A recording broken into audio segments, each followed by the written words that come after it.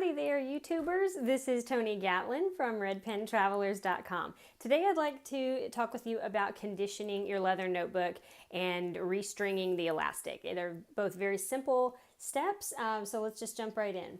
So first thing you need to do is disassemble your notebook. Take out all of your inserts and untie the knots for the elastic and unstring all of that so that you can just have the plain piece of leather. You don't want anything getting in the way while you're conditioning here. And also conditioning tends to be a little bit messy, so I always put down something to protect my work surface, such as it is here. Often I'll just unfold a big piece of cardboard, like from a cardboard box. Amazon boxes work great for that if you've ordered something large and you've got a big piece of cardboard. So just put something down kind of to protect your surface. That's all you really need to focus on. And I'm going to take my rings off here because this might get a little messy. So there are a couple different things that you can use for conditioning your notebook. You want to look for something that's really thick and rich. You typically want to steer away from liquids. You don't want to put liquid oil. Don't reach for the olive oil or something out of your kitchen cabinet. You want something something solid, and especially if it's got something like beeswax or some kind of a waterproofing agent in there, that's always a plus. So something, if you've got access to a leather shop, something you can get there is this Aussie leather conditioner, and this has lanolin and beeswax and some really great conditioning ingredients, as well as things that are going to help to repel leather. This is typically what I use. But if you don't have access to that or can't find it online or something, you just want to go for something you might already have in your cabinet, Bag Balm has some similar ingredients and gives very similar results. So this is something you can turn to in a pinch, or even not in a pinch. You can just use this. It's great. I turn to this now and then as well and get, like I said, very similar results. So you want to go for something that's very thick and rich, not a liquid, something that's really going to be a good creamy, thick, rich conditioner. So I just reach in with my fingers, pull out some, and we're just going to rub it all over the leather. Now, when I'm creating a new notebook, working on an order for someone, I do all of this after I've done the dyeing and all of the design work and everything. I do all this before I punch the holes for the elastic, so that I don't have to worry about it getting all in there. But for conditioning it afterwards, obviously those holes are going to be there.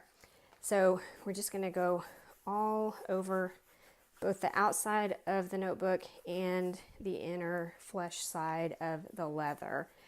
So just make sure, get along the edges too. And I'm probably being slightly more generous with the conditioner than I really need to be here.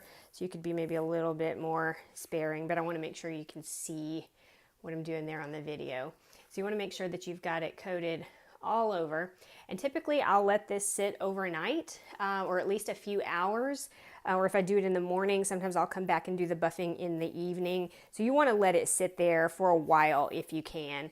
Now there is a limit to how much leather can absorb. So if you've got dry skin, even if you sat in a whole bathtub of oil, your skin is only going to absorb so much. So it's not like you can just leave it on there forever or anything. It's not going to really absorb more than its normal capacity, but I do like to give it a chance to absorb. So this one's already in pretty good shape. It didn't really need conditioning. I just wanted to kind of demonstrate. So I'm going to go ahead and just continue on through the buffing process here. So what I typically do, you don't necessarily have to do this at home, but just because I'm doing this kind of at a bigger volume than most folks, when I'm doing a bunch of notebooks at a time, I have this little scraper widget here, and I'll go along and I will scrape off the excess conditioner. And I'll show you why in just a second. So I'm just going to scrape all this off, and I'll just set it over here. So now I'm just going to take a rag. This is simply a piece of cut up t-shirt. You can use any sort of soft rag that you can throw away. This will get, super greasy, so you're not going to want to try and throw it in your washing machine or anything. So I'm just going to buff off the excess. So that's why I took off most of it with my little scraper. So it's not, I'm not getting huge globs of conditioner in my rag. So it'll last a little bit longer. So I'm just going to go across the whole surface just with soft, you can press pretty firmly. Leather's really durable. You're not going to hurt it, especially if you've got a nice soft cloth. Now, don't use anything harsh, but if you've got a soft cloth, you're fine. So just keep rubbing and trying to polish off all the rest of that conditioner and give it a nice, smooth, buffed surface again. So you may find that your notebook feels a little bit, maybe not greasy exactly, but it may feel just a little bit softer than you want it to right after you condition it, and that will disappear after a day or two. So you may want to wait, even after you've done all the buffing, you may want to wait until the next day to replace your inserts, just to keep things from, you know, rubbing off or getting greasy.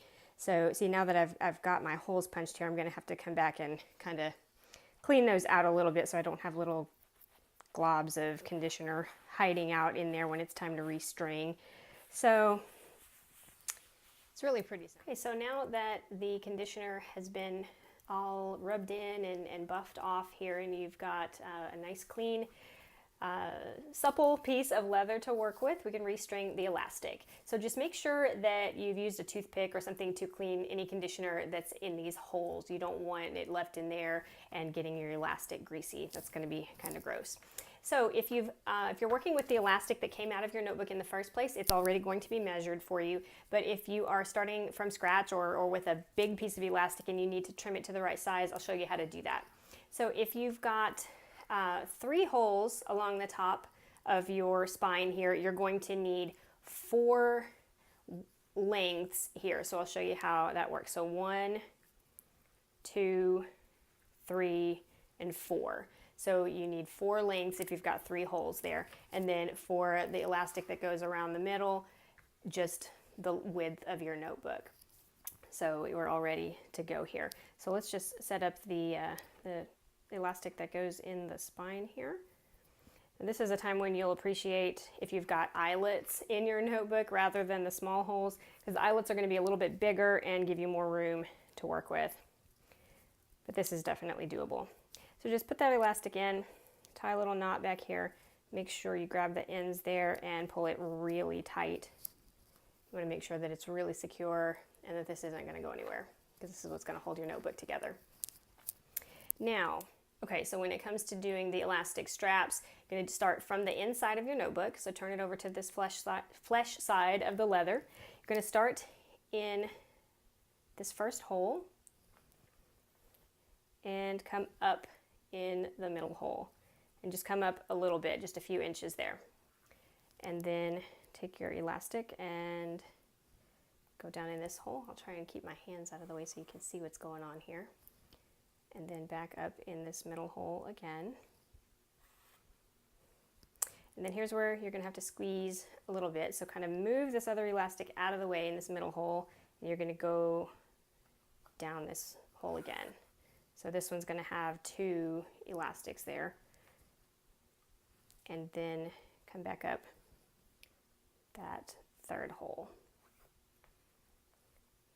and then back over to this side. And then you got to do the same thing on this one. So just scoot that elastic out of the way the best you can and push it through. There you go. So on the outside, you should have the 2 loops at either end.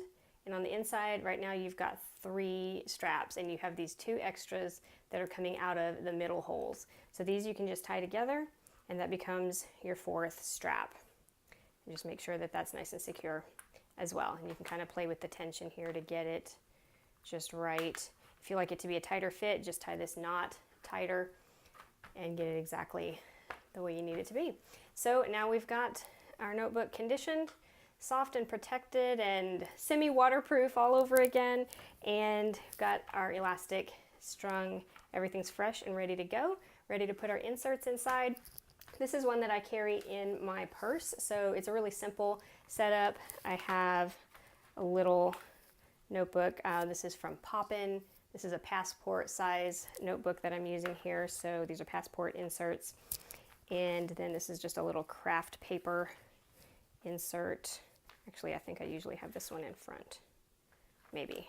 May have them out of order now. I'm not sure. So I just have one in the front and one in the back.